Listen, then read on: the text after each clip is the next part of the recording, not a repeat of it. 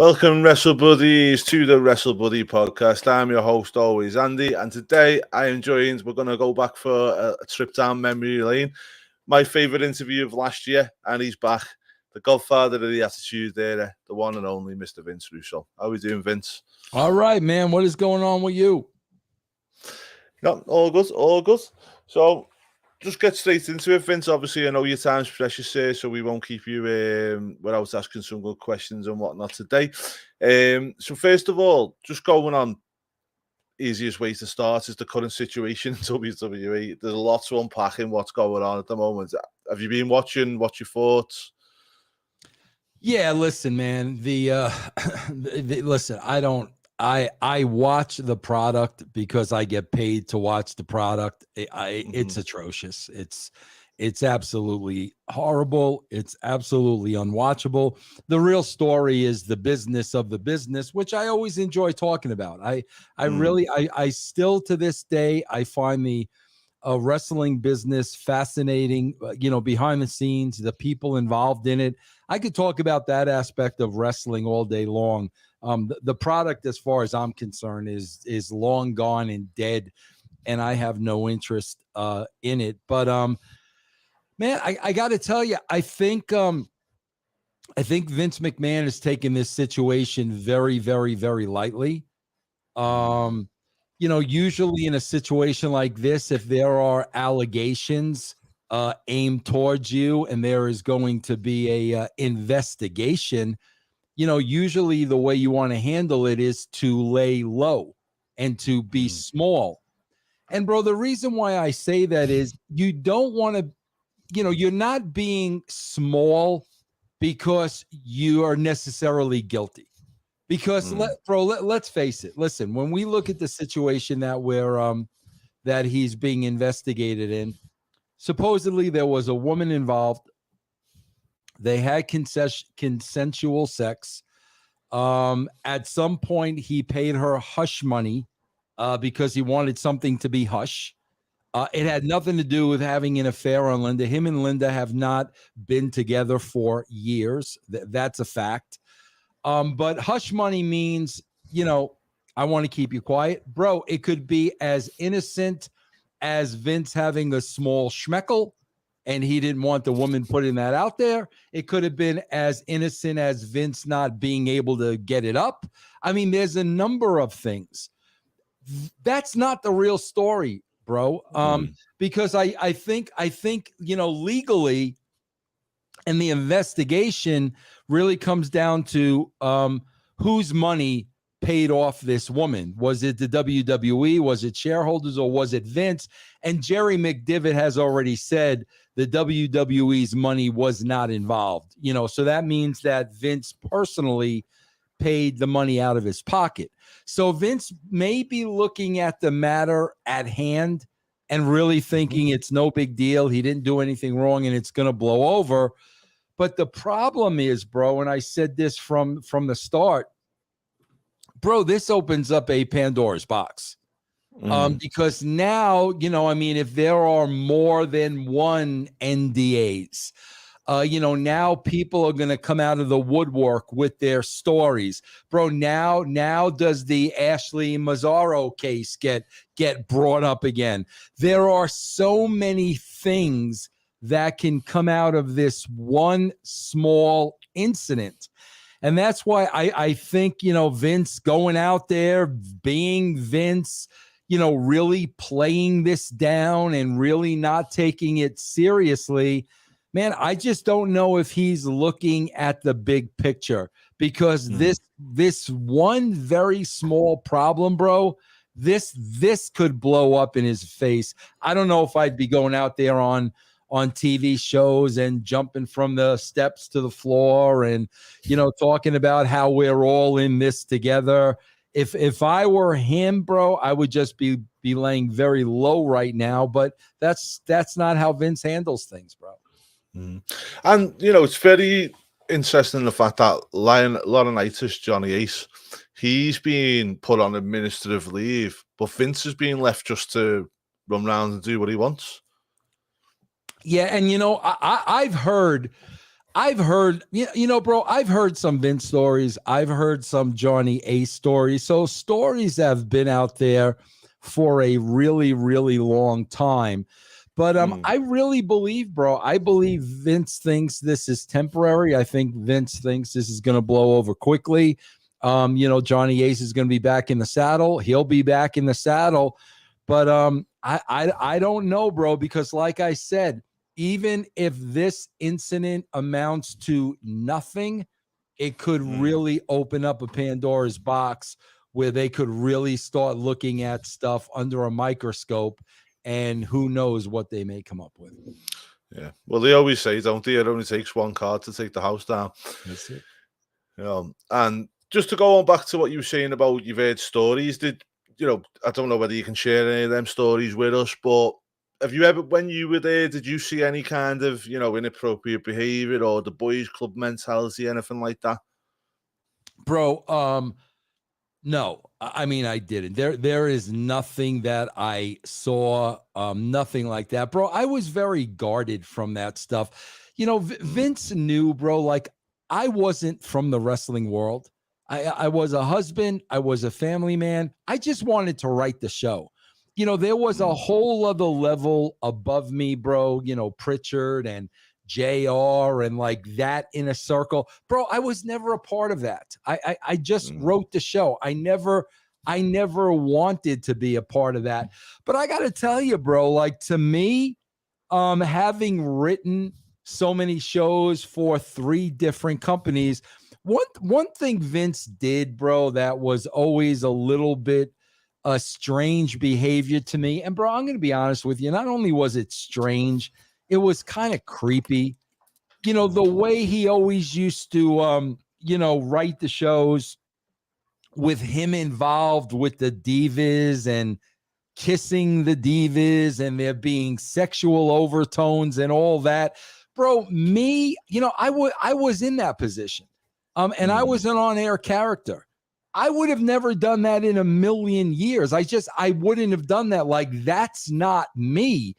And I mean, I got to be honest, bro, and I could be completely wrong here, but even when that was happening, man, there was really a sense of Vince was getting off on it. I mean, doing the, Trish Stratus and all the sexuality, bro. And at that point, Vince is in his, late 50s, 60s. And that was always very, very creepy to me because, again, bro, as a head writer, as somebody who's been, on television, God, I would have never wrote myself, in those situations. Bro, I got to tell you, man, when I worked in the business, I was always, always, always very cognizant, bro, to working with the women. And bro, I got to be honest with you, Andy, I always felt like a dad. Like I never looked at these women sexually. I mean, I was older than them. And I always looked at them. I swear to God, they were more like daughters to me because I have a daughter. They were more like daughters to me than, these sexy divas. I never looked at them that way. But, bro, I was always very careful when I had to go in the locker room and I had to get them for a pre-tape. I was always so aware of being respectful, giving them their privacy, never crossing a line. And like I said, when I look at all these women that I worked with, it was never that kind of a relationship. And, when Vince was going down that road, man, I just always found that creepy. It looked like he was getting off on it. And when you look at the allegations now, it's not like I read this and I'm like, oh my God, I can't believe that. No, I mean, I can believe it. I wasn't surprised by these things at all. But go ahead. No, I totally get you with the whole father stuff. I mean, I've got a daughter myself. She's 12 years old now, and I went on a stag do. My friend was getting married, and we went to Benidorm, And I'm 37 now, and I turned around to my friend and said, do you know how you know when you're getting old? And he was like, wow. And I said, well, there's all scantily clad girls running across the road there, and all I'm thinking is, don't get hit by them cars. Get out the road. Exactly. And that's how I was. Like, bro, that's really, really how I was. I mean, I always respected them. I was, always, just very, very careful. Nothing ever happened that shouldn't. I mean, I don't know, bro, but there's a whole underbelly of the wrestling business I was not a part of. I would have never been a part of. I was a guy, bro, that just went to work and wanted to do my freaking job. I was happily married. I had kids at home. I just wasn't a part of that world, bro. I just wasn't. Yeah. And you said before that Vince and Linda have been split up for a long time. Do you know how long they've been not together, or is that just something like a rumor? No, it's not a rumor, bro, because I could tell you right now, when I brought Bruce Pritchard into TNA, and it was probably about 2011, Bruce told me. And I mean, in 2011, Bruce told me that Vince and Linda hadn't been together for years. So it's bro, Bruce knows what time of the day Vince takes a shit. So, Bruce had, no reason to lie to me about that whatsoever. And I mean, and bro, like, come on, man. When's the last time we saw a picture of Vince and Linda together? When's the last time we heard of Vince and Linda being out in public? So, Bruce told me that 10 years ago. So, but again, bro, like, that's what happens when everything is secret. That's why I hate secrets. I hate lies. I hate that bullshit, because if Vince and his wife, if Vince and Linda weren't living under the same roof, say for the last 15 years, then maybe people would look at this incident differently. But you have people that think, oh, no, Vince and Linda are happily married. They're living under the same roof as husband and wife. And Vince cheated on, Linda. No, bro, they haven't been together for, well over a decade. Yeah. And just one thing with Vince coming in and out of, you mentioned it briefly before about him coming out. He's come out on both SmackDown and Raw. I mean, I think SmackDown was more of a ratings grab because they did announce his participation before the show. Now, do you think that I've been looking at this quite closely on Twitter, Facebook, everywhere else, and I never take the opinions of one person. I was kind of just watching and see what everybody's saying and kind of try and grab what's going on. And there's some people that have said it's Vince coming out, hitting the head on, saying to the shareholders, look, I'm still here, I'm still about. So other people think it's Vince just being crazy and kind of wanting to get out there and face it head on. And then there's other people who've said, like, the kind of bit of emotion on his face and stuff like that. They almost feel like it's a goodbye from him. What's your thoughts on it? I don't think it's a goodbye. I don't see that at all. I see Vince, bro, there were a couple of key things on both shows. The first key thing on SmackDown was the mic flip. Bro, that's not a goodbye. The mic flip is the Vince McMahon attitude. Look at me. You're hearing, all these rumors, and they're investigating me, and I step down, and here I am. And not only here am I'm gonna flip the mic. And then yesterday, you had the whatever you want to call it, the hop, skip, and a jump from the stairs to the floor. This is Vince. I am here. I am, standing tall. I'm not going anywhere. And like I said, bro, this could be nothing. This could be nothing. This could be Vince had sex with a woman. He didn't want anybody to find out. He paid her hush money. The hush money came out of his own pocket. There's no crime here. So he may be feeling real good about that. But that's not what I'm looking at. What I'm looking at, bro, is, you're going out there, you're being cocky, you're flipping mics. Bro, meanwhile, you don't know what they're uncovering. You don't know what they're looking into, bro. There may be much more serious damage that you may not even know they're investigating. That's why if it were me, I would have just laid very low. But no, bro, I don't think this is his saying goodbye by any stretch of the imagination. Yeah, and it's funny you should say that, the fact that they don't know what they're investigating, because with him and Linda not being together, and the McMahons have the controlling stake in the company, don't they? I know the shareholders and stuff like that, but the McMahons collectively hold the biggest shareholding. But that's Linda, Stephanie, Shane, and Vince. So if the three of them are not happy with his shenanigans, they could actually get rid of him, could they not? Well, bro, you got to, Andy, like, let's be honest. I mean, let's look at this. Here's proof that Vince and Linda are not together, because from a PR standpoint, who would have been the perfect person to put in that role as interim? And it would have been Linda. It would have been Linda. Bro, it's the old Hillary Clinton. I'm standing by my man. So the perfect person to have been put in that role would have been Linda, but it wasn't Linda. So, right there, bro, you've got to ask yourself the questions. Well, are they together? Was it suggested that it was Linda? Did Linda turn that down? Because that would have been the perfect person, bro. That's the play. We're gonna make Linda the figurehead. I'm standing by my man. He did nothing wrong. These are all allegations. Yada yada yada. That's not what happened. No. And the thing was, this investigation that they've been conducting took place since April, hasn't it? It's not being something that they've took on now. And I think the key thing that I've took from all this is the fact of this internship, or whoever it was the wages that she was paid, which the company are not happy about. She was paid a lot of money. Yeah, and that's the thing, bro. Listen, what went down is a fact.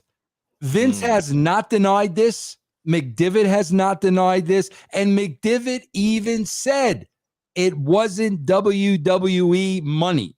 So this story took place. I mean, there's no doubt about it. He paid this woman off. Now, bro, if the woman was going back and forth between Vince and Laurinaitis, well, that's a whole other story. Yeah, it was suggested though in the Forbes magazine that she was paid $100,000 a year in the first year, and the second year she was up to $200,000 a year, which was a big wage jump considering the bracket of where she worked.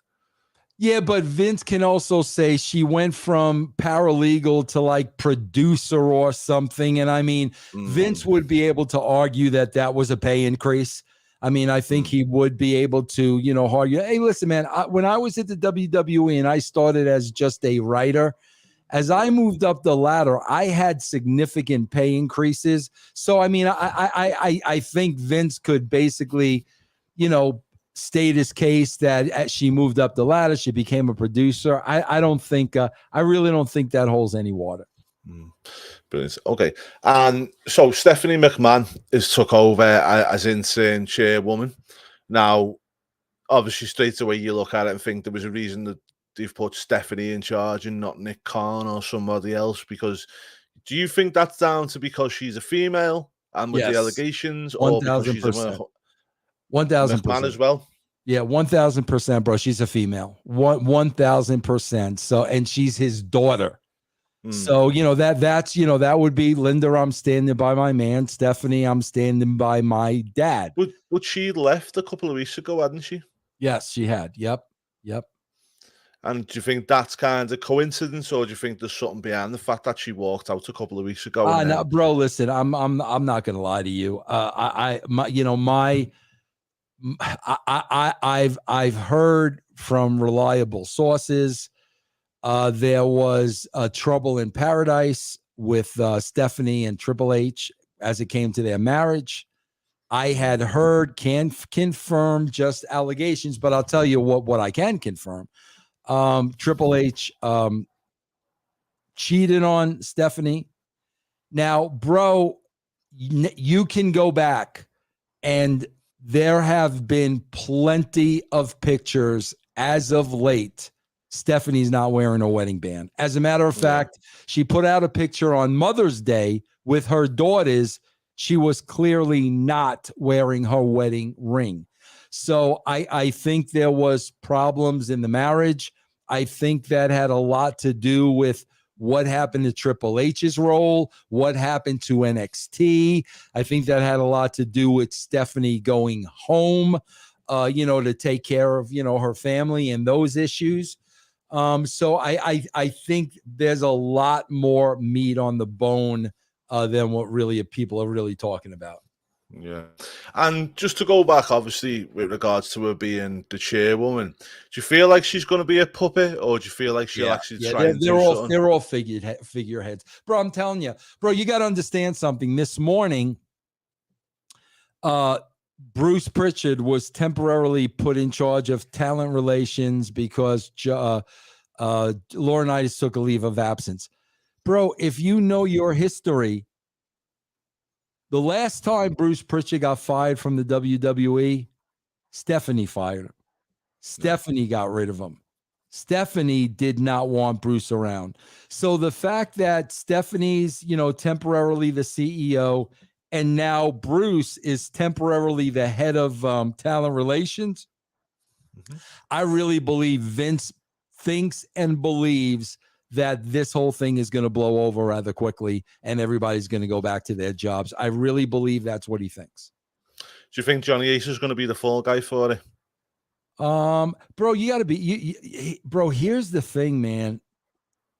When you look at the WWE, Andy, you see their ratings are in the shitter. You see there's been a 20-year decline, but yet you see the same people there. Paul Heyman, Michael Hayes, Bruce Pritchard, John Laurinaitis. Bro, they all know where the bodies are buried.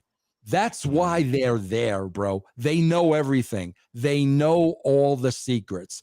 So would Vince bring a Johnny Laurinaitis back just to secure his now I expect, bro, if this blows over, which I don't think it is, bro, because I think it's going to lead to bigger things. But if it were to blow over, I think 1,000% Johnny Laurinaitis would be right back in his old job. Yeah. Okay. Well, we'll move on from that now then, and we'll talk about some more wrestling stuff because I don't want to spend all the time talking about that. So first of all, just WWE with Roman Reigns at the moment, he seems to have played. It's the one good thing for me on telly, and I'd like to get your thoughts on it as a writer.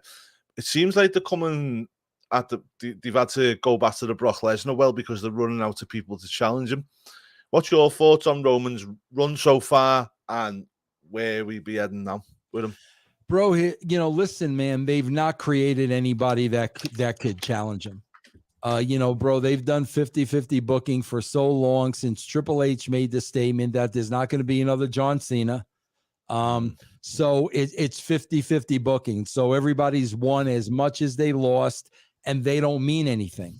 So they have not created anybody that you really believe can beat Roman Reigns. Drew McIntyre is lost. Bobby Lashley is lost. As a matter of fact, bro, if you look at last night's show, you're seeing what's Riddle. Jinder Mahal's guy. What's that? Not Shanky. Shanky. No, the other guy. The guy on Raw.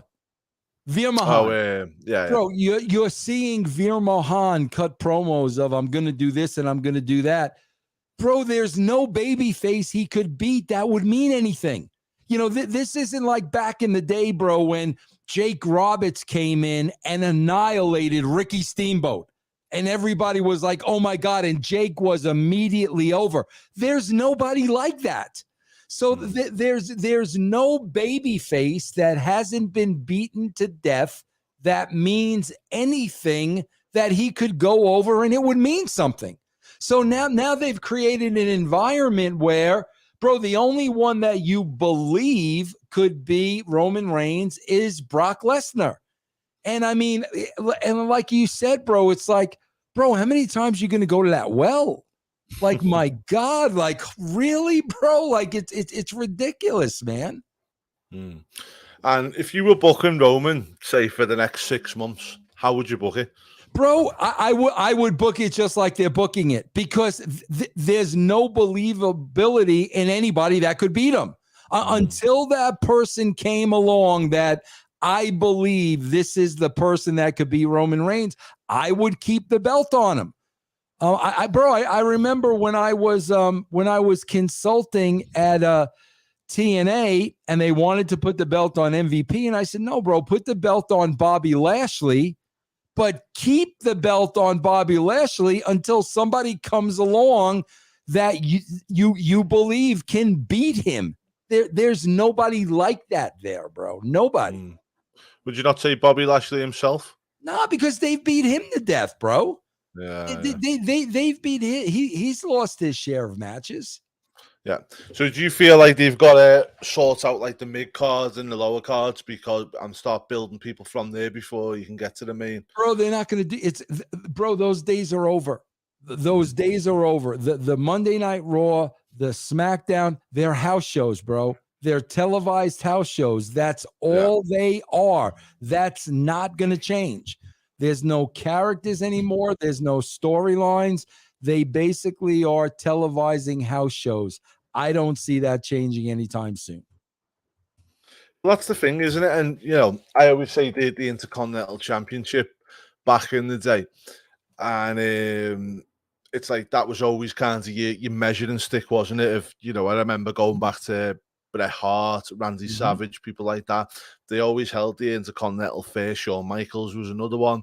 And then they made the step up into the thingy. Now, Ricochet, it's been bounced about a little bit, the IC title recently, but it hasn't been defended on a pay-per-view. Nakamura held the title for 144 days and hadn't had a pay-per-view match with the title.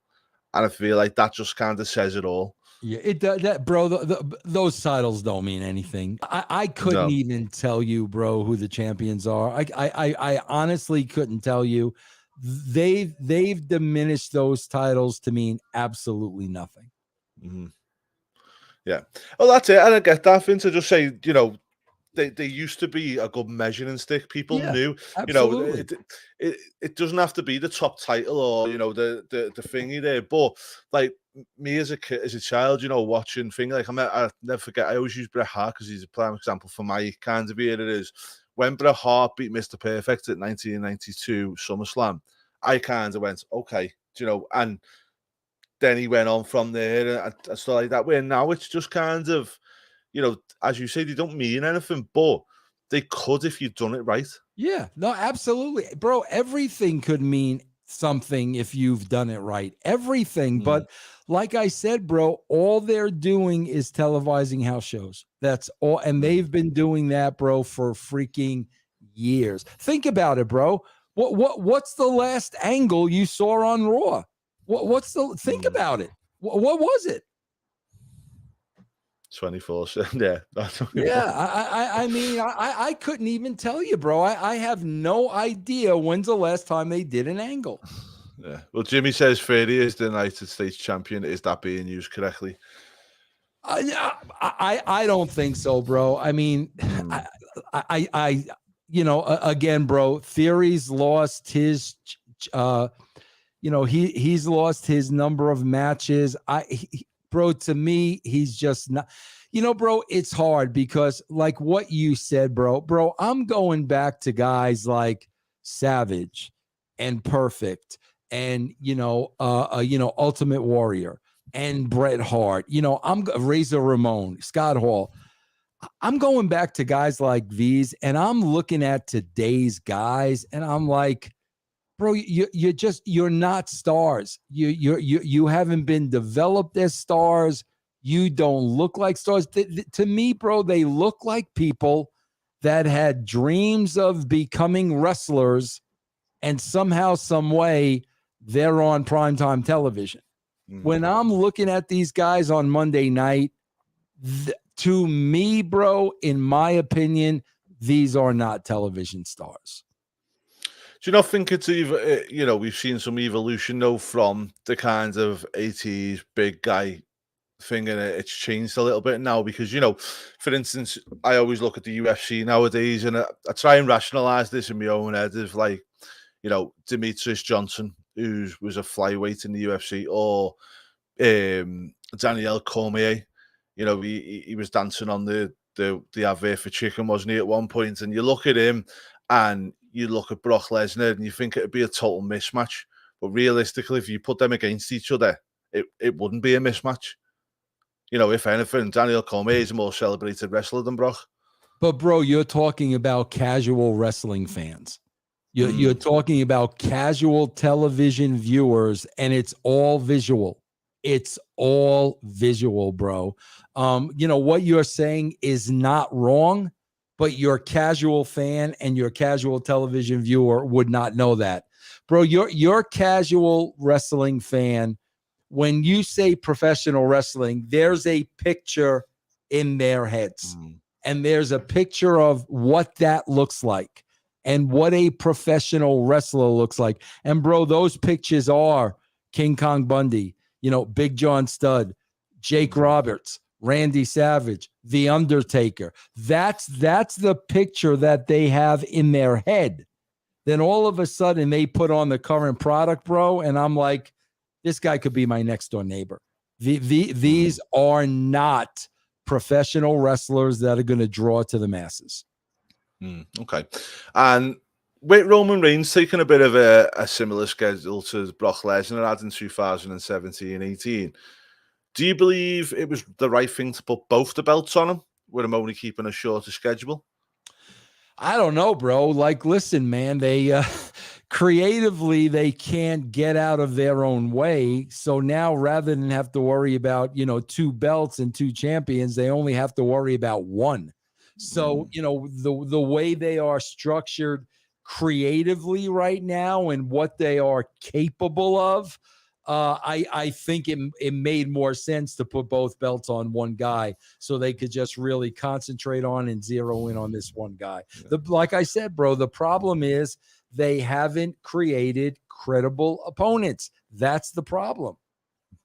Okay, but if you're a executive for the USA Network and you're seeing Roman defend both titles on SmackDown, you're seeing him do a lot of his promos. There was even one point after WrestleMania where he appeared on Raw and told everybody to tune into SmackDown to see what he had to say. You know, oh yeah, no, bro. There's no doubt in my mind. You know, if you're going to put both belts on one guy, he should be on both shows.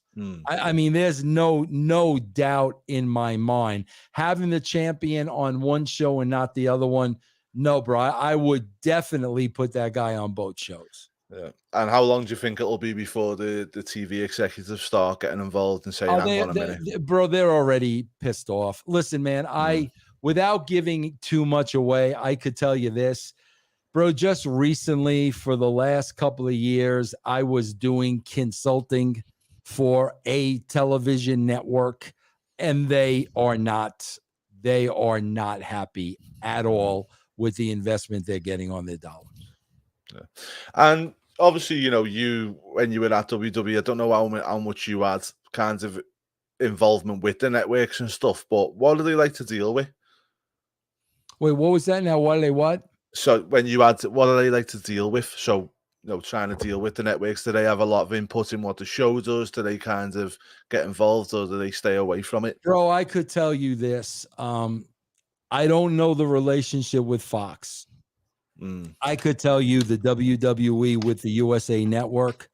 The USA Network, bro, there was a huge changing of the guard, so to speak. They had a huge structural change not too long ago, maybe about 2 years ago. Bro, they're scared to death of Vince McMahon. They, you know, the tail is wagging the dog. He has them in the palm of his hand. They are not happy with the product. They are not happy with the numbers, but they also don't have the balls to hold Vince McMahon accountable. And that's why, you know, that's why the numbers are where the numbers are. But why would they not hold Vince accountable if they're paying him this money and stuff? Would they not just cancel the deal? Or Because, bro, pro wrestlers, including Vince McMahon, they are the best workers in the world. So Vince has worked the network because, bro, it was much different when I was there. When I was there, Bonnie Hammer was the president of USA Network. And, bro, Bonnie Hammer, bro, brought great ideas and insight to the table. And I listened to her. She knew television, bro. And I really listened to Bonnie, and I learned a lot from Bonnie. But, you know, Bonnie's no longer in that role. And I mean, you just have, you know, executives that are easily intimidated. You know, you've got the Bruce Pritchards who's in charge of creative, working them, you know, giving excuses why this didn't work and why that didn't work and how this is going to be the next big thing. Bro, I could tell you, man, WWE sold the new USA Network on Raw Underground and Retribution being the next things that were going to turn the company around. They really convinced them of that. But, you know, again, bro, you've got the best workers in the business working these television people who don't have a clue of how wrestling works. USA Network could not tell you why the show isn't drawing. They couldn't tell you, bro. If you ask them, why aren't you guys doing the numbers? They wouldn't be able to tell you because they don't know. And what did you think of Raw Underground as a concept? Did you like that concept, or did you know it was never going to work?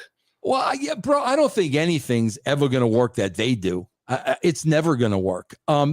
Could the concept have worked? Absolutely, without a doubt. But with their creative structure in place and with Vince's hands all over everything, I don't see anything ever working. I'm watching this Ezekiel Elias thing yesterday, and I'm like, okay, how long are you guys going to be able to keep that up for? How capable are you of keeping that going? Bro, you know what's going to happen. You know there's going to be a match. Elias, because of the sweat, Elias's beard is going to come off. They're going to make a total mockery and embarrassment of themselves, and that's going to be the end of it. The creative is not there. The structure is not there. Vince McMahon is out of touch. And the world, bro, the world has really passed this company by. Yeah. And just with the writers nowadays, you know, I think we touched on this last time, but it's always good to go over this type of thing of what do you feel like was the difference that you were able to get your ideas and your visions over to Vince that these guys can't do nowadays? Because, bro, it was just me and him. You know, before Ed Ferrara was hired, it was just me and him. And even when Ed Ferrara was hired, there were two writers, bro. Two writers in sync on the same page. You can't do that with 20, 25 people, bro. It is impossible to do. Me and Ed wrote the show. We presented the show to Vince. We got Vince's feedback. We went back. We wrote the final show. That was it. Bro, this show, you know, by the time we went home Friday night, the show's done. The show's in stone. When we went to the building, that was the show that was going to air. Nothing was going to change. There was going to be no last minute changes. That was the show. You know, on Thursday, the talent would get the show. So the talent would come to the building knowing what they were doing. There was a structure, bro, a very simple structure. They turned that simple structure into absolute chaos. Yeah. And the thing is that, you know, there's a lot of rumors that Vince McMahon, he's done it a lot recently. Apparently, he's done it for Friday night. He comes along and he rips up the whole show and rewrites it like not long before there. Why do you think he does stuff like that nowadays?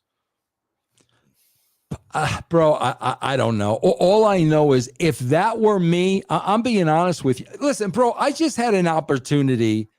I just had an opportunity to maybe go back to the WWE as a consultant because, bro, I'll be honest with you. I've been doing podcasting now for 8 years. I make a living doing this. I love doing this. I'm my own boss. There's no politics. I sit in my man cave all day long. It's the best job I've ever had. But because I was watching Raw every week, it was so hard to watch that I reached out to him about possibly being a consultant. I will sit here, watch the show, and tell you what's wrong with the show. I got no. Who did you reach out to? Vince. I had back and forth with Vince. Now, would I go back to my old job and go to the road every week and meet with Vince and be Vince's beck and call? Absolutely not. Would I be a consultant where I'm my own boss? Yes, I'd be interested in that. But I discussed that with him, and at the end of the day, bro, he wanted me to watch a couple of Raws and critique Raw, and I'm like, okay, but I'm not doing that for free. If you want to pay me to critique a couple of episodes of Raw, I'll be happy to. I'm not doing that for free, bro. I'm offering to help you. I'm not going to jump through hoops to help you. I know I can help you. I'm offering to help you. And what did Vince want? He wanted me to jump through hoops. And I said, bro, I'm not critiquing your show for free. I'm sorry. I'm not doing that. And that was the end of it, bro. That was the absolute end of it. So, I don't know. I don't know where this guy's head is at, where his mind is at. I just know I'm forced to watch this show every single Monday, and it's the worst. It's the worst 3 hours of my life. Yeah, I mean, I think SmackDown's a lot better than Raw at the moment, but it has been for a long while. It seems like they're putting a lot of their eggs in that basket of more for the Fox deal and anything else, which is interesting because obviously USA were the ones that first gave them a start, wasn't it? Yeah, absolutely. Yeah. Just to go back to Lesnar Reigns, do you think SummerSlam helps Reigns or hinders him in terms of going against Brock again? Bro, I just think people are tired of it, man. I think they're really showing their hand, that they're just out of ideas. They're out of bodies. I don't think it helps anybody, bro. I mean, how many times are you going to go back to that well? Yeah. Do you think The Rock versus Reigns gives it a shot in the arm it needs? And do you think that happens? Yeah, but a fleeting shot in the arm, bro. Like, if they ever had that at a WrestleMania or something, it would do good business and it would draw a great number. Bro, within 2 weeks, they would be back to business as usual. So, with the Reigns Rock story, obviously there's a lot of it writes itself because there's family involved and the bloodline and everything else that's going on at the moment. Would you get the Rock's daughter involved in that? If you're the Rock, because obviously money's not a thing for the Rock. He's got enough money, hasn't he? He's got enough money to last him forever. It's legacy and stuff like that. And his daughter's in the performance center at the moment. And, part of his deal to come back, maybe using his daughter in some kind of way. Do you think that's something that he'd look to do? That Rock would look to do? Yeah. Oh yeah, no, bro. When it comes to family, yeah, I think that's the only way Rock would get involved. It doesn't make any sense for him, bro, to get involved otherwise. Like you said, bro, the money means nothing, and it really is beneath him, bro. This is one of the biggest movie stars in the world. This is one of the lowest rated shows in the world. Think about that, bro. Think about a Brad Pitt or a Tom Cruise appearing on the lowest rated television show. It doesn't make any sense. But when you got a Roman Reigns, when you have his daughter, when it's personal, bro, that's the only way you're going to get him back in the fold. Even on a temporary basis, that's the only way you're going to do it. And, just to go on to the Rock's daughter very quickly, they give her a new name rather than using anything to do with her father. Do you think they've missed a trick by doing that? What is the new name? Ava Raine. Bro, I don't know why they do that. I have they did the same thing with Steiner's kid. Bro, it's ridiculous. I know Bro, there's it a all difference comes. though, isn't there, between Steiner's kid and the Rock's daughter? You Oh know, the yeah, amount yeah, of but bro, it all comes back to ownage. It all comes back to if they own the name, then they will own you. It's the philosophy, bro. Nobody's bigger than the WWE. Nobody's ever going to be bigger from the WWE. Bro, it all comes down to power. I mean, it really all comes down to power. I mean, they could have gone down the lines, though, obviously, as they did with The Rock back in the day, where he was, Rocky Maivia, after his dad and his grandfather. They could have put the Maivia name in there or the Johnson name in there, which they still would have owned the intellectual property to, but at the same time, I just feel like they're missing a trick by not doing that. Yeah, I don't know, bro. Listen, man, I try to figure out the way they're thinking. There's no rhyme or reason anything they do, bro. You can never figure out the decisions they make. Okay, so recently as well, Sasha Banks and Naomi threw the tag team titles at John Laurinaitis. Apparently, that's rumored to happen, and walked off the show. Obviously WWE went to great lengths to bury them live on air, which was interesting. What was your thoughts on that whole situation? Bro, my thoughts are, I was a writer. I was the head writer. I had an enormous amount of respect for the talent. That's why I told you, bro, before we ever got to the building, the talent would have the show. Why, bro? I would send them the show on Thursday. Why would I send them the show on Thursday? I would send it to them, bro, out of respect. If they had a problem, if they had an issue, they called me before we ever got to the building. I could explain, this is why we're doing this. This is where we're going. They could give me their input. They could give me their 2 cents. There was a mutual respect there. When you're hitting talent with creative hours before the show, you're not doing your job. I'm sorry, bro. You are not prepared and you are not doing your job. One thing you got to remember about talent, bro, is they can't see the forest from the trees.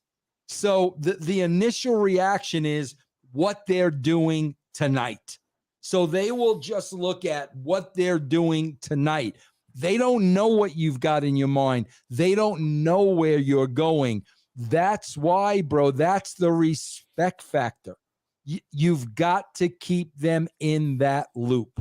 And I would have never, ever given talent their creative 3 hours before a show. If I did that, bro, I should have been freaking fired. That's not how you treat talent, bro. It is very disrespectful.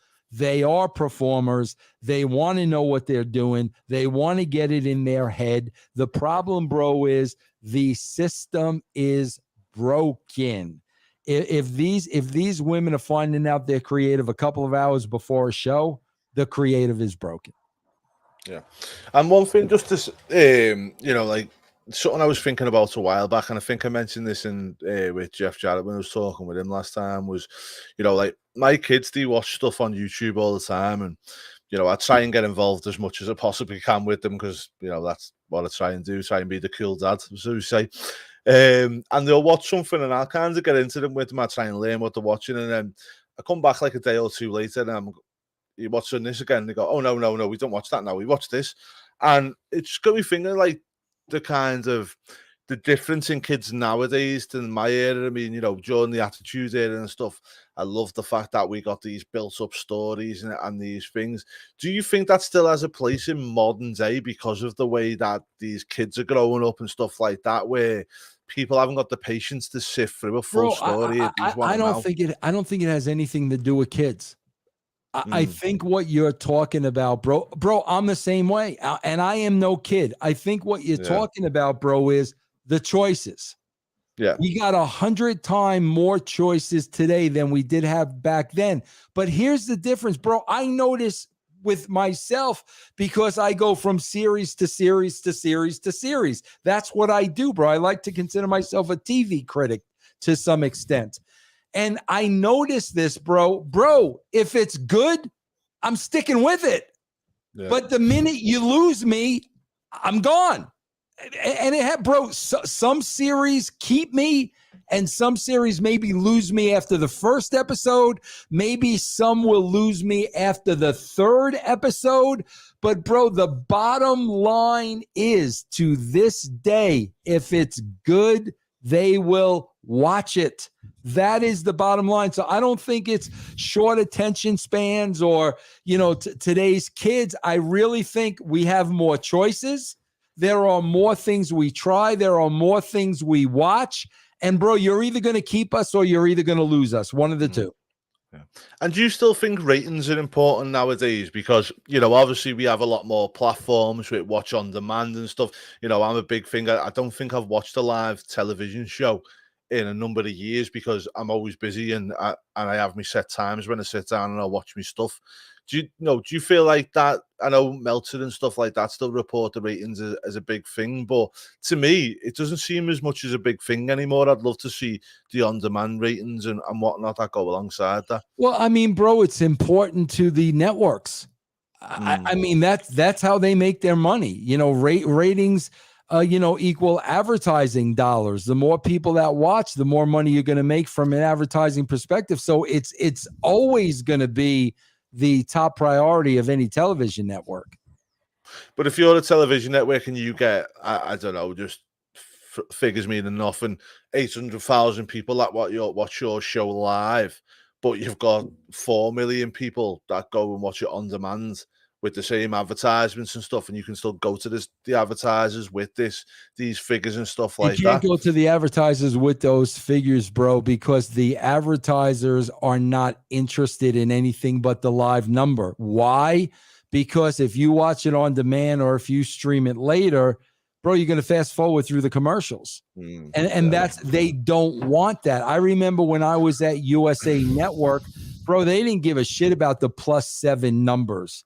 Either you were watching that show live, they did not give a shit if you watched the replay, if you watched it 2 weeks after the fact, because they knew, and the advertisers know, you're fast forwarding right through the advertisements, bro. It'd be interesting to see if they could do something along the lines of YouTube, where it makes you watch the advert or it makes you, go down that route and maybe generate some more revenue that way. It can, bro, and sometimes they do that, but sometimes too you'll shut off the show completely. I've done that, bro. If I've gone back and watched a show and I can't fast forward through advertisements, you know what, bro? It isn't important enough for me to then sit here and watch. I've done that myself. Yeah. Bilal asks, why doesn't WWE go back to the teen rating if that brought more viewership? Well, bro, to me, the viewership is, you want everybody to watch, bro. There's got to be something for everybody. And bro, that plays out during the night. It may be a little bit more kid friendly at 8 o'clock. As we get older, as we get later, it might be a little bit more, adult orientated. There's got to be something for everybody, bro. You want to capture the masses. That was the success of the Attitude Era, bro. There was something for kids, teenagers, college kids, men, women, you name it. There was something for everybody. Today, bro, all they're doing is they're catering to the fans they already have. They're not attempting to bring new fans to the business.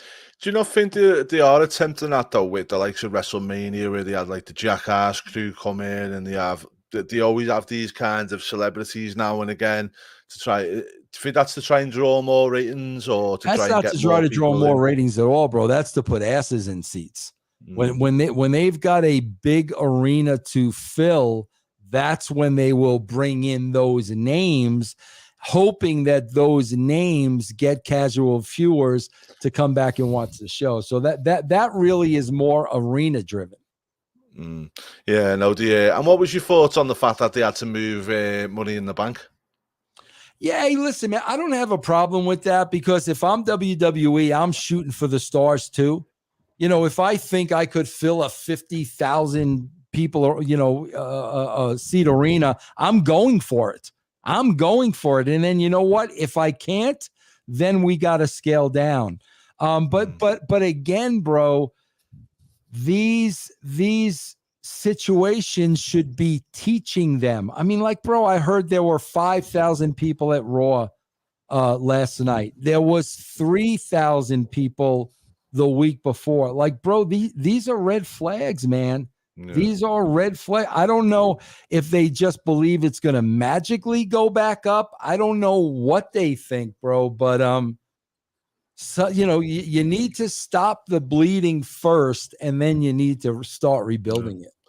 I know they're going to the sorry, just one question from Drip King of Wrestling. What is the difference between asses in seats and viewers on TV? Well, asses in seats, bro, is they've got to make the arena look full. I mean, that's very important. That's why a lot of times you'll hear about them papering the arena. What that means is they've given tickets away for free because they could not sell tickets, because that visual on television is very, very, very important. You don't want to have a pay-per-view, bro, where you're seeing half of the crowd is empty. That's why a lot of times, you know, the lights are out on the upper decks because there's no people in there. So when you have a live show that's going to be televised, the most important thing is to make it look like there are actually people at the event. So that's the importance of putting asses in seats. Yeah, and they are talking about ass in seats. I'll have my ass in one of them in September. They've got Clash of the Castle at Cardiff Millennium Stadium, or Principality as it's called now, sponsorships. And that holds 77,000, I believe, for a wrestling event. Wow. It's going to be the biggest event since SummerSlam 92 here in the UK. Yeah. Now, I believe it's going to, WWE going to throw a lot behind this event, and they're going to do it. We'll see a lot of surprises at this event because it's Nick Khan's baby to try and get these stadium shows all over the world and stuff like that. And Cardiff's got a retractable roof and stuff like that. Do you feel like the UK fans are being cheated over the years with regards to pay-per-views and not having anything bro, like that? It's always been, man. It has always been. And yes, they have been cheated, because even when I was there, bro, there comes a point when they dry up the states and when they're just not selling tickets anymore, whether it's oversaturated, whatever it is. And every time that happened, you went to the UK. Like they've done that, bro, since the beginning of time. When the US dries up, go to the UK and let's do some shows there. So yeah, bro, I really feel like you know, the UK has been the redheaded stepchild. There's no question about that, and they continue to do business that way. Yeah, I think though with the kinds of the stadium show that they're coming to now, and the way they've got the network and Peacock nowadays, is the old excuse of, well, the pay-per-view buys is not really, doesn't matter anymore. Yeah, and I feel like if, you know, it looks like it's doing really well in terms of ticket sales. So, you know, someone like a Nick Khan or, you know, an executive will look at that and think, okay, well, you know, there's a lot more here than what we think. I swear to God, bro. But my question is, man, I'm sorry, man. My question is, bro, who are they paying to go see? Like literally think about that, bro. Who are you paying? You're paying money to go see Theory. You're paying money. You're paying money to go see Kevin Owens. Like I don't know who they're paying money to go see. Do you know what? I think a few of them are a bit unfair there, Vince. I think a couple of, like, Theory's quite good, but he's only just going up there. Riddle is brilliant, and I think he's been one of the best things. Him and Randy Orton have been great on television, and if they get it right, they can build him as a next star. You know, my suggestion for him would be, bro, I say this all the time, bro. Riddle's over huge with the kids. I mean, that's who loves Riddle. The kids love Riddle, no question about it.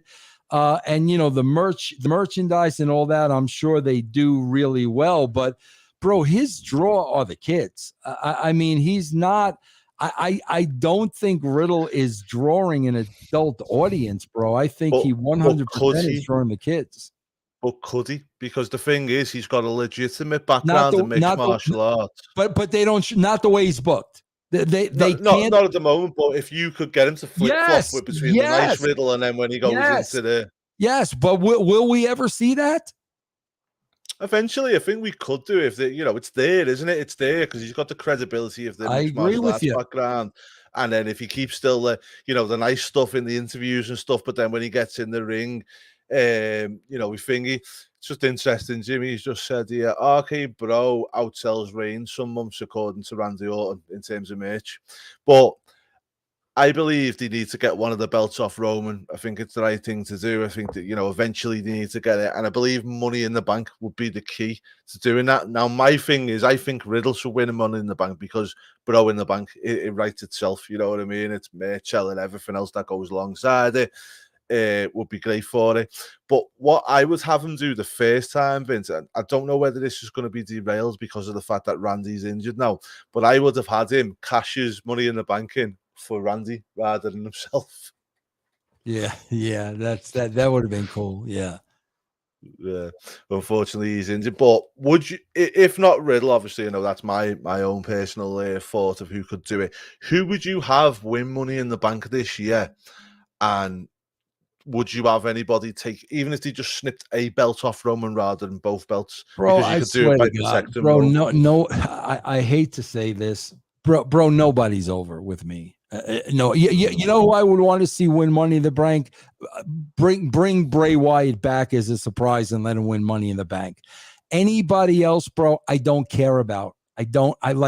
There is nobody I care about on these shows. I'm just being totally honest with you. When people ask me, who do you think should win the Money in the Bank? I don't care.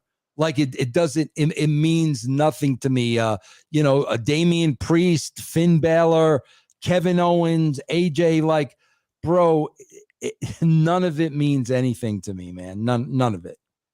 And they've made me feel that way. I mean, bro, I watch this show every week.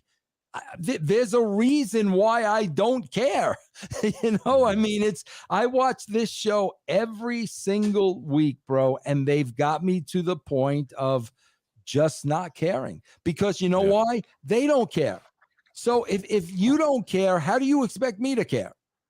Yeah, I get you. We'll move on from WWE now because I think we've covered everything there. MJF. This is probably the first place I'd like to start. Seems like there's been an issue with MJF and AEW. First question is, how much do you know about MJF? Have you seen how he works and stuff like that? And do you think he would transition well into a WWE wrestler? Bro, we were talking about this last night. There used to be a lot of credence in the WWE machine and that machine being behind you, the marketing tool, the advertising, the power. Bro, I don't think that exists anymore. I really don't. And there is no question in my mind, bro, unless you're in that top 5, bro, you can go out and make the same money you're making at WWE on your own.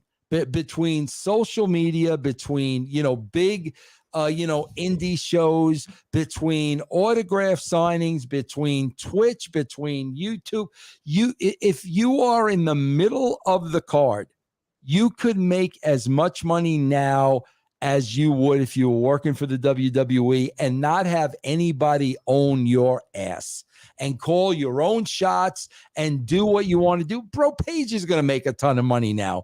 Are you kidding me? It's been proven, bro. You can make money outside of wrestling. So if I'm MJF, bro, the system is flawed. The machine no longer exists. Now, if you can get Randy Orton money, or if you can get Roman Reigns money, God bless you, bro. But I don't know. Is MJF worthy of that kind of money in the eyes of Vince McMahon? I don't know. Okay, and just with staying with Tony Khan is obviously doing an all right job at AEW, but I feel like they fell so far down in the last 6 months or so. What's your thoughts on AEW over the past 6 months? Bro, listen, I said this from the beginning. I said this from the beginning. There's a difference between booking a wrestling show and writing a wrestling show for TV. It's two completely different things. This guy is a booker. He books matches. The only thing that's going to draw is pure wrestling fans. He doesn't write a television show. A television show is what the masses appeal to. There's a huge difference. Bro, AEW has been booked wrestling from day one. They've never topped that very first show. That very first show, bro, on TNT, they did 1.4 million people. They've never topped that, bro. So that right, they could come up with the demos and the this and the that, whatever they want. The fact of the matter is the first show did 1.4 million, and in the last 2.5 years, they have not topped that. What that means is you have not grown your audience at all. As a matter of fact, you have lost audience because all you're doing, bro, is booking wrestling matches. The casual television viewer is not interested in 20 to 25 minute wrestling matches, bro. Well, one of our guys from WrestleBuddy, Jimmy King, he turns around and always states that Tony Khan books us. I mean, you talk about wrestling fans. Jim's a wrestling fan, same as myself. And he turns around and states Tony Khan books it for the fucking people on Twitter. Yeah, that's what he books it for mostly. And yeah, absolutely. So I don't even think he books it for the wrestling fans a lot of the time because, I'm an American wrestling fan, I always say. I'm from the UK, but I always say I'm American wrestling, WWE, WCW, etc. Tony Khan's going down a different route, and he's brought a thing in at the moment, Forbidden Door pay-per-view that they're having with New Japan Pro Wrestling. Now, I've seen all these matches getting announced, and I'll be totally honest, Vince, I don't have a fucking clue who I have to.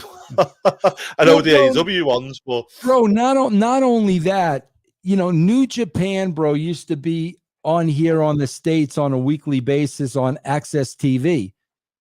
Bro, nobody watched it. Nobody watched that show. That show drew nothing.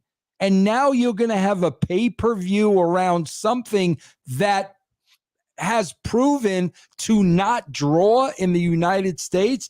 So yeah, bro, he's booking for that niche crowd, and you're never going to grow your audience that way. Man, bro, I was shocked. I mean, Rampage is down to 331,000 people.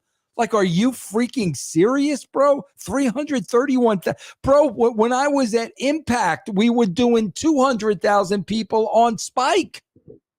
Do you feel like that needs to go to a 2-hour show and go on its own away from Rampage? I say 200,000. We were doing 2 million people, bro, at TNA on Spike. 2 million people. They're doing 331,000. I got to tell you this, bro. I am not so sure that he's not paying for the television time. I believe, bro, Rampage is on Friday nights because he's paying for it. I believe he gave TNT money to put that show on. But, bro, at 331,000 viewers, I cannot see that being around for much longer. Yeah.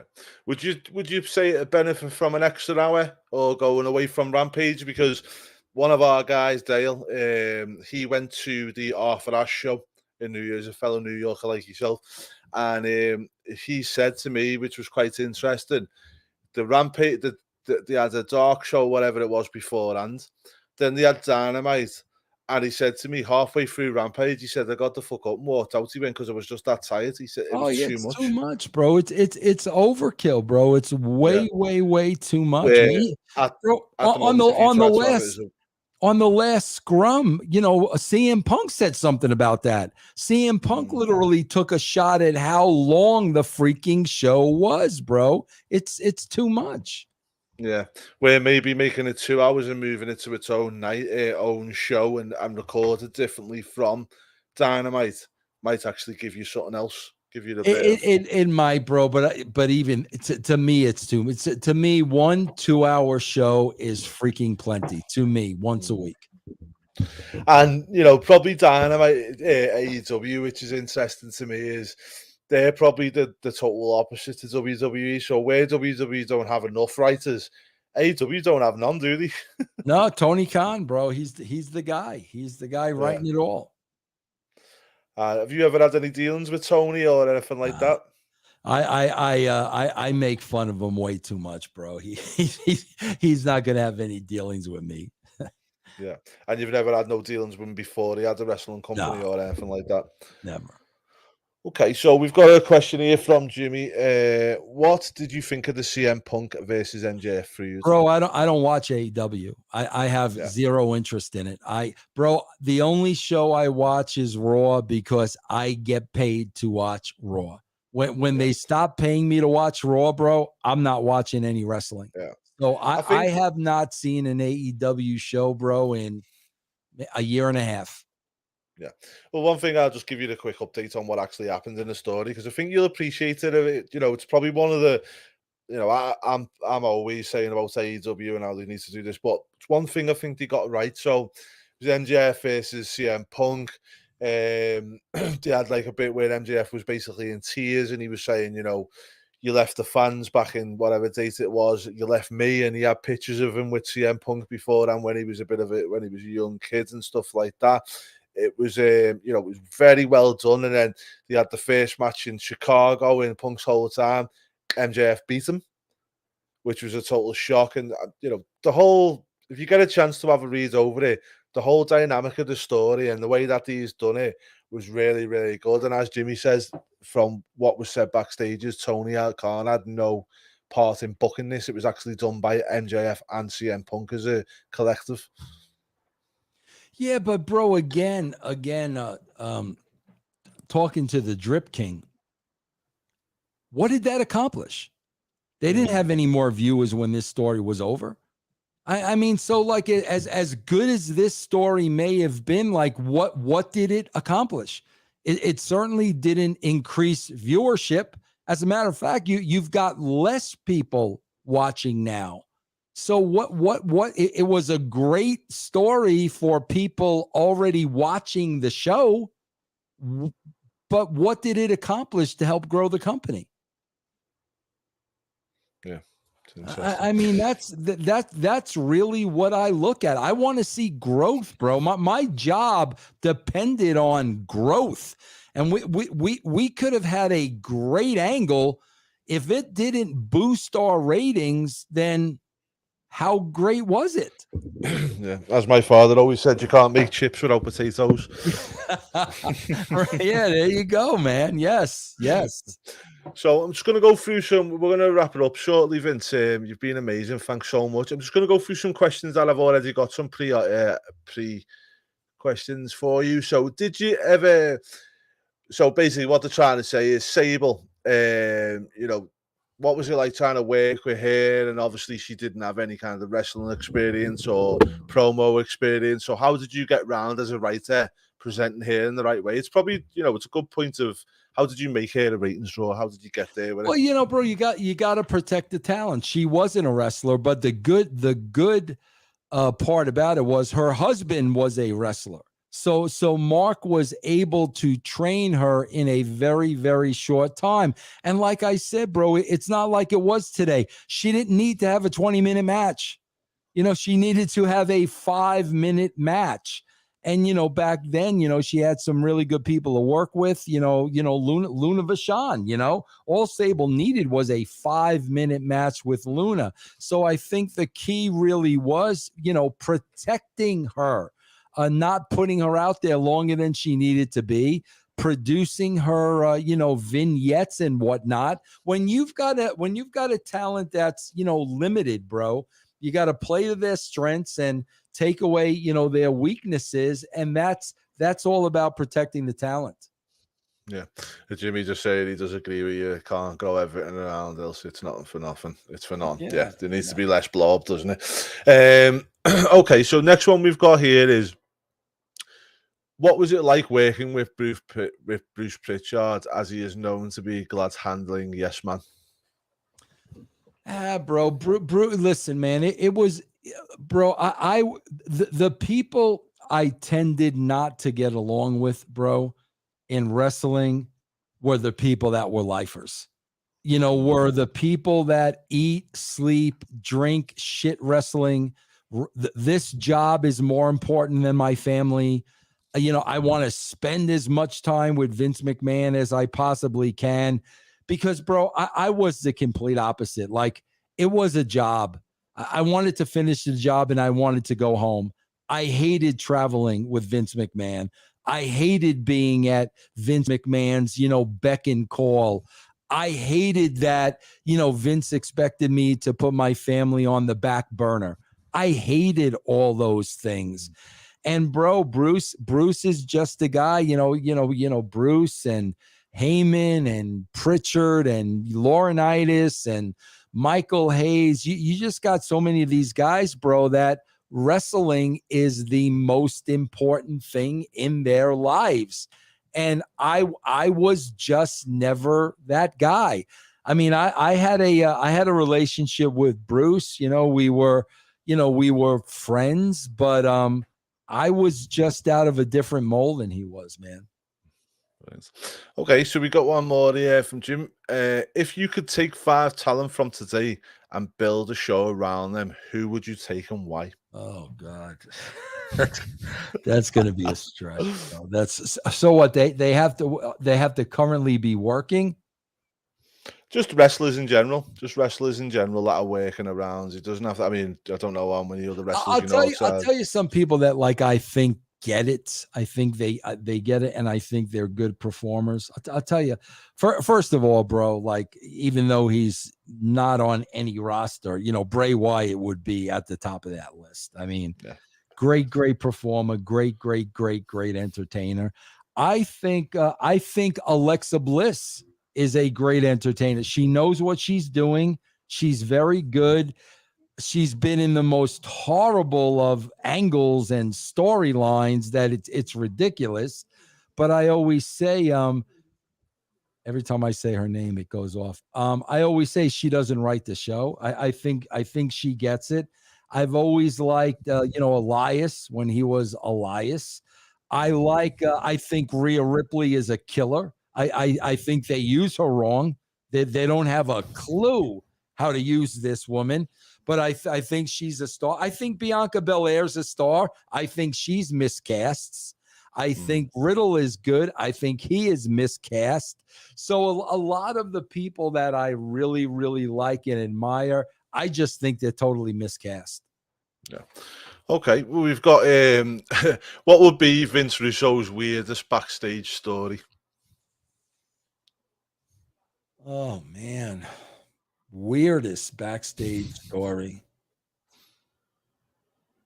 I guess the funniest backstage story, bro, that I'll never forget, that was so funny, was we were just about to go live with Raw, and Vader was in the first match, and we were all at the gorilla position, and Vader is nowhere to be found, and Vince is screaming at the top of his lungs, and like, we're counting down 5, 4, 3, 2.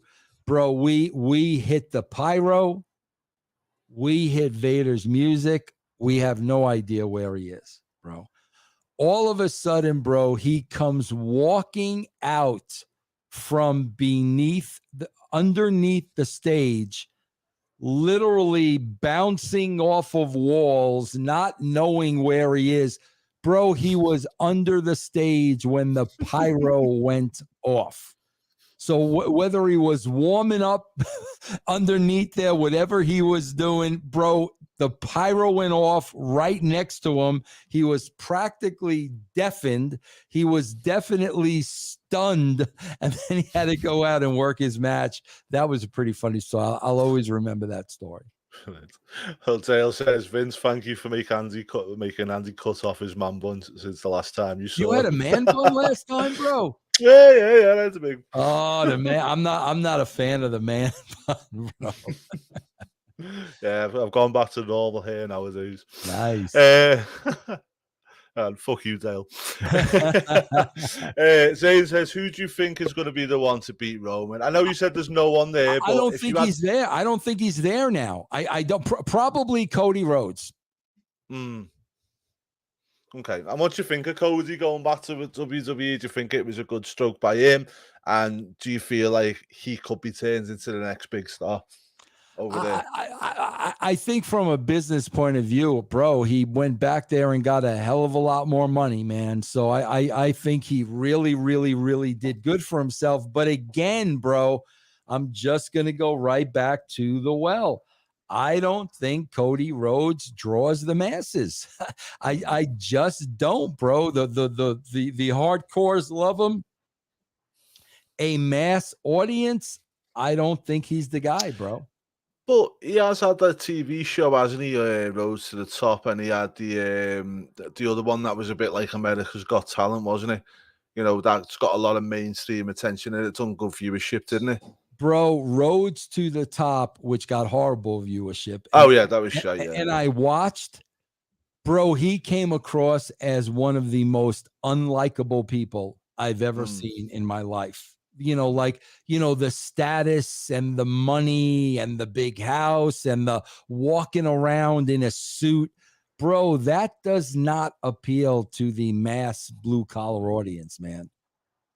Yeah, it was the Go Big show, wasn't it? That was the one I was on about, which was the not Roads to the Top, was that awful knockoff of Miz and Mrs., wasn't it? yeah, pretty much. Which I haven't even watched that either. So Gregor John says, Vince, what do you believe was WCW's downfall? Bro, when the AOL Time Warner merger happened, they didn't want to be in the wrestling business. I mean, it's that simple, bro. They no longer wanted to be in the wrestling business. It had nothing to do with the show. It had nothing to do with the booking. It had nothing to do with any of that. The decision was made, bro, that when that merger was made, they no longer wanted to be in the wrestling business. And that was pretty clear to us when we were working there. So it had nothing to do with talent or a person or a wrestling decision. This came from the top, bro. They just didn't want to be in the wrestling business anymore. Dale says Bianca isn't miscast. She just doesn't have the talent to elevate her. I disagree with that. I think she does have the talent, and I think she is definitely miscasted. Yeah. That's my opinion. So I think what he means by that is there isn't the talent around him to elevate it. There's another. Oh yeah, well that too. I agree with that. I agree with that. If that's what he's saying, I agree with that. Yeah. Okay, Bilal says, what would be the angle that Vince is most proud of that he did? Yeah, probably Vince Rocky joining the corporation. I thought that was a really well done angle. That was probably my favorite.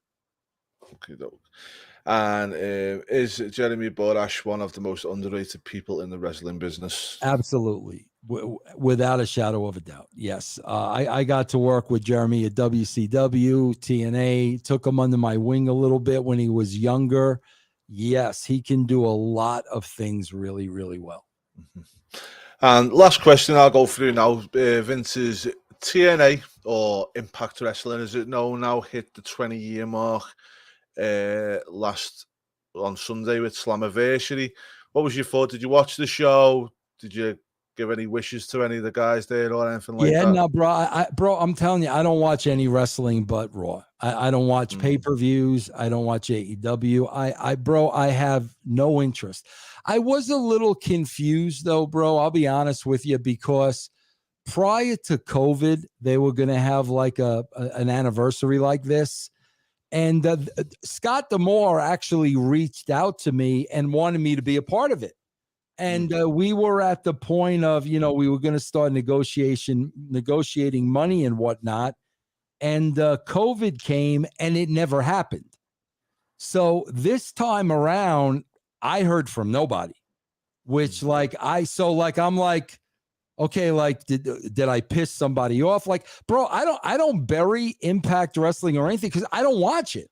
So I have no idea what they're doing on the show. I never bury it or anything like that.